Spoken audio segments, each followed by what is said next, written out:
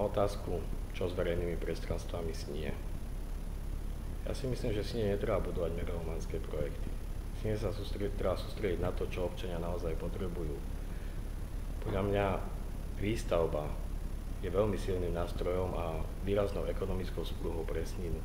My sa musíme pozrieť reálne na to, čo naozaj v snine potrebujeme. Ak tu ľudia 20 rokov plačú, lebo nemajú priechod cez koľaj a niekto nemá námahu ani si zistiť, či to je reálne alebo nie je, to už je chore. To je nemysliteľné, aby sme robili veci, ktoré ľudia nechcú a nerobili veci, ktoré chcú. Ten priechod sa dá urobiť. Nikdy by som nepustil von niečo, čo by som nemal overené. Nechcem, aby títo ľudia, ktorí chodia cez tú koľaj, aby sa tam ďalej podkýnali, aby tie matky prenašali kočíky a nechcem, aby dôchodcovia s taškami, s nákupov a s bicyklami, aby to prenašali cez tú koľaj. Chcem, aby tu veci fungovali.